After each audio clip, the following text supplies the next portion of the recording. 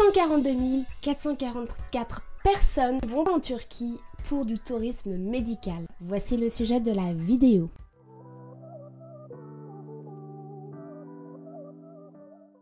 Et salut à tous, bienvenue dans cette nouvelle vidéo. Aujourd'hui nous allons traiter de la Turquie et nous allons nous plonger dans le monde du tourisme médical. Des soins dentaires aux greffes de cheveux, la Turquie attire beaucoup de personnes pour du tourisme médical. Mais qu'en est-il dans le pays? Est-ce que cela est réellement intéressant au niveau du prix, au niveau de la prestation?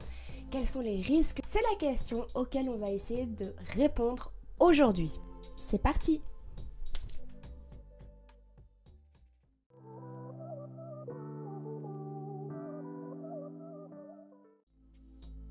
Commençons par voir quels sont les avantages d'aller en Turquie pour avoir recours à des soins dentaires. Eh bien, dans un premier temps, vous avez la qualité des soins. Il y a de nombreuses cliniques, notamment sur la côte ouest, comme à Istanbul, à Antalya ou encore à Izmir, qui sont hyper reconnues dans l'Europe pour avoir des équipements et technologies dentaires à la pointe. Les dentistes turcs sont hyper bien formés en plus.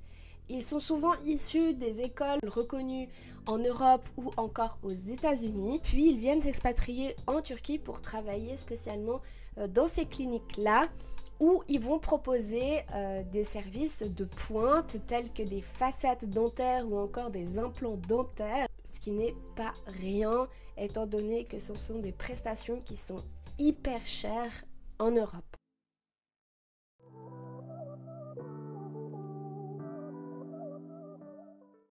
Parlons justement du prix de ces prestations. Eh bien, ils sont hyper compétitifs. En effet, la Turquie offre 70% de réduction sur les factures pour des soins dentaires. Par exemple, une pose de facettes dentaires peut coûter entre 200 et 350 par dent en Turquie, contre 800 à 1500 € dans d'autres pays européens.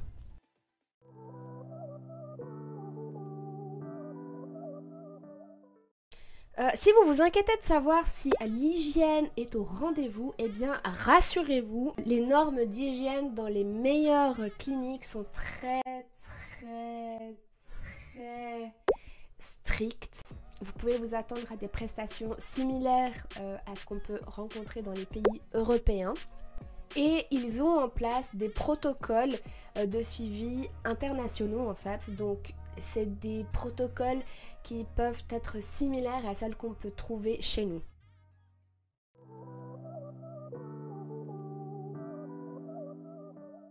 Alors pourquoi avoir recours à des soins médicaux en Turquie? Eh bien, la plupart des gens sont motivés par déjà tout ce que je viens de vous annoncer, mais aussi pour le fait de combiner, se faire soigner les dents et de pouvoir visiter le pays. C'est un pays qui est très riche, j'ai pu en parler sur plusieurs de mes vidéos, où vous avez énormément de possibilités, autant dans les paysages que dans ce que vous pouvez faire sur place. Allier les deux, eh bien, devient un argument très fort pour ceux qui hésiteraient ou hésitent pour se faire soigner les dents en Turquie.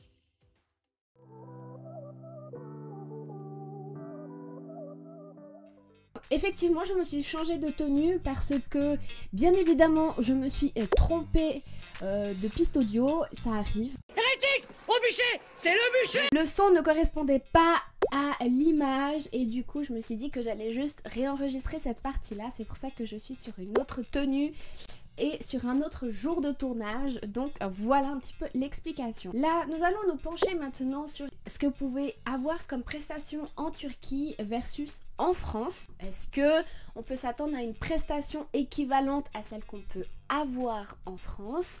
Eh bien, en effet, voire même on peut s'attendre à mieux car en Turquie, ils ont développé des technologies de pointe afin de répondre au mieux aux besoins justement de ces demandes-là très esthétiques, façade dentaire ou même implant sur vis. Ce sont deux pratiques qui sont très bien effectuées en Turquie. Vous pouvez retrouver ces prestations dans des grandes villes telles que Istanbul, Antalya et d'autres.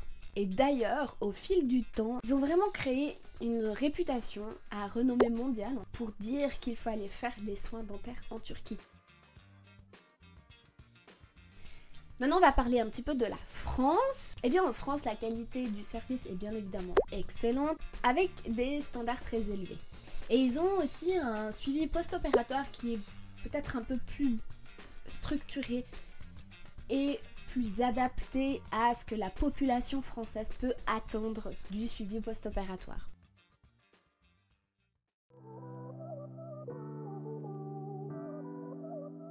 Comment ça se passe si vous allez décider d'aller faire vos soins dentaires en Turquie? Eh bien, c'est un réel défi. Pour la simple et bonne raison que vous allez faire vos soins dentaires, il n'y a pas de souci, vous allez être pris en charge, on va vous installer les nouvelles dents. Sauf que le suivi post-opératoire, on vous dit pas forcément la guérison ou le temps de guérison pour le post-opératoire. C'est-à-dire que vous pouvez d'un coup avoir mal, surtout que les dents ça évolue vachement, ça vous le savez, les dents bougent tout au long de notre vie et même si c'est des implants ou des facettes, et bien vu que les dents bougent, ce qu'on vous a mis en place peut bouger aussi. Si vous faisiez ça en France, vous avez déjà la proximité, ce qui vous permettrait d'avoir un suivi post-opératoire beaucoup plus adapté et beaucoup plus réactif, tandis que si vous deviez effectivement avoir un suivi post-opératoire suite à des soins dentaires en Turquie, eh bien il faut juste compter le fait de devoir aller dans un autre pays de nouveau, peut-être prendre un jour de congé. C'est vraiment la grosse contrainte, je trouve, pour le suivi post-opératoire pour le patient qui vient de l'étranger pour avoir des soins dentaires sur le territoire turc.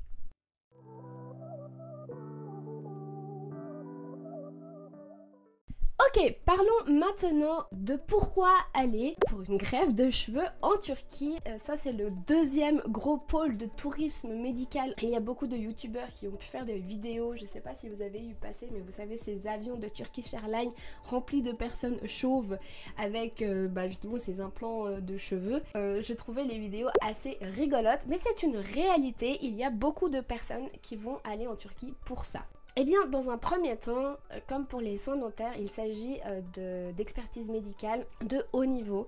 Les cliniques en Turquie, notamment à Istanbul, sont spécialisées dans la greffe de cheveux depuis maintenant des décennies. De nombreux chirurgiens turcs sont mondialement d'ailleurs reconnus et ils utilisent des techniques hyper avancées comme le FUE, le Follicular Unit Extraction, et le DHI. Ces méthodes, en fait, ils garantissent des résultats naturels et une récupération rapide.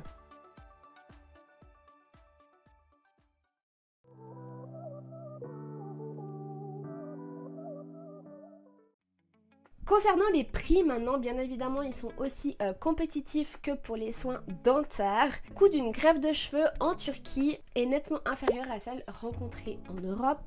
Une procédure qui coûte entre 6 000 à 15 000 euros peut être réalisée à 1 500 jusqu'à 3 000 euros, tout en offrant un niveau de qualité beaucoup plus élevé que ceux qu'on peut voir en Europe.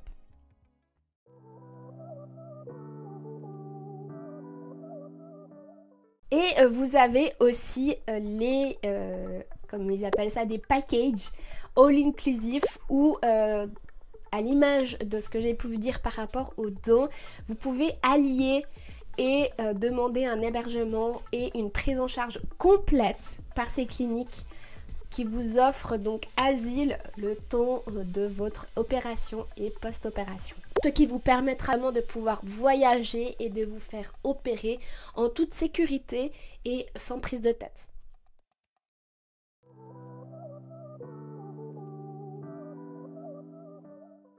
Maintenant, quels sont les inconvénients à prendre en considération quand on a recours à une greffe de cheveux en Turquie? Dans un premier temps, c'est le risque de surcommercialisation. En effet, avec l'engouement grandissant pour la greffe de cheveux en Turquie, eh bien, les cliniques peuvent prioriser les demandes ou encore prioriser la quantité à la qualité. Il est donc essentiel de bien choisir une nouvelle fois la clinique dans laquelle vous allez avoir recours à ce genre de soins. Vous pouvez vous retrouver avec de mauvais traitements ou bien être insatisfait, voire avoir des cicatrices suite à cette intervention.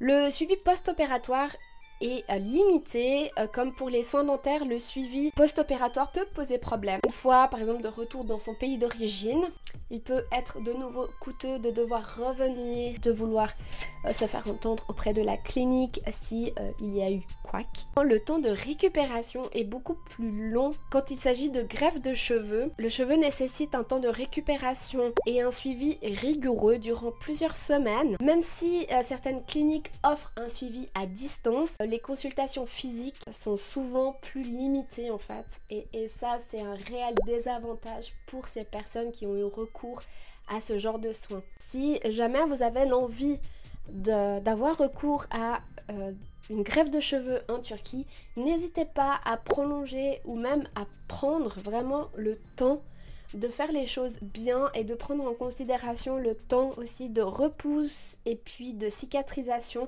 post-opératoire.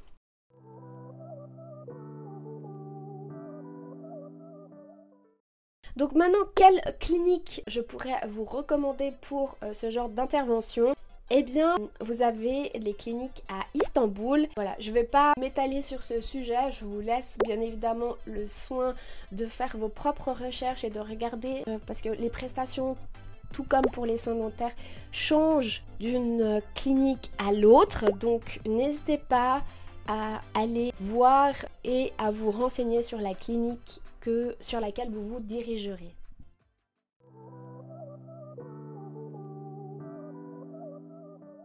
À quoi s'attendre une fois que la machine est lancée pour avoir une intervention de greffe de cheveux? Déjà dans un premier temps, comme pour les soins dentaires, vous avez une consultation à distance pour de nouveau établir vos besoins, ce dont vous voulez. Où là, vraiment, le médecin va prendre le temps de vous expliquer quelle méthode va être appliquée, laquelle est mieux adaptée dans votre cas. Il va aussi vous demander de lui envoyer de vos photos de votre calvitie, où est-ce que vous en êtes, et puis lui va pouvoir aussi regarder et réfléchir comment il va intervenir. Ensuite, le plan de traitement et d'accueil, eh bien à votre arrivée, vous serez accueilli à l'aéroport et conduit à votre hôtel. Le jour de la greffe, vous aurez une consultation détaillée et on vous donnera le plan de traitement final que le médecin aura établi.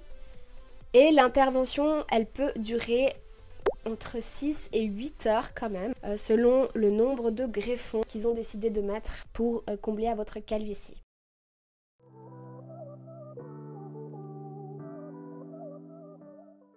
Le déroulement de l'intervention maintenant, pour les techniques, les follicules sont prélevés un à un à l'arrière de la tête, enfin sur la base du crâne, et réimplantés dans les zones qui ont été dégarnies. Cette méthode est peu invasive et ne laisse quasi pas de cicatrices ou très peu visible. Alors le suivi et récupération maintenant après l'intervention, vous aurez quelques jours de repos parce que vous allez être un peu gonfle, ça reste quand même une opération qui n'est pas évidente, j'ai envie de dire, même si le résultat escompté est hyper demandé. On va vous donner des instructions hyper précises pour le lavage de vos cheveux et aussi une prise de médicaments pour la pousse. Et au bout de combien de temps vous pouvez vous attendre à des résultats? Eh bien cela dépend et varie entre 6 et 12 mois.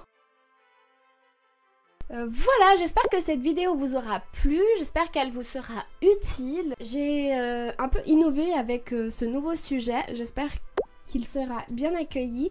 En tout cas, n'hésitez pas à m'écrire en commentaire si vous avez eu recours à l'un de ces soins et comment ça s'est passé pour vous.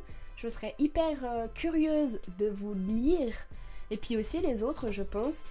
Moi, c'est sur ça que je vais vous laisser. N'oubliez pas que je sors une vidéo tous les jeudis. Et je vous dis à très vite pour une nouvelle vidéo. Des bisous, ciao!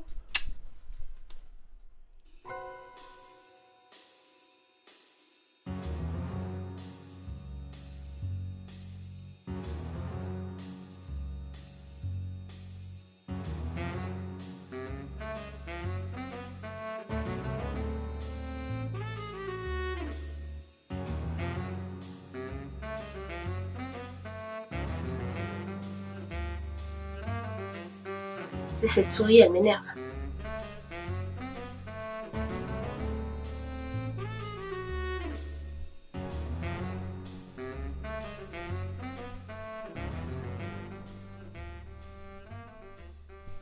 Si vous vous inquiétez de savoir si... je regardais parce qu'en fait il y a une souris je crois.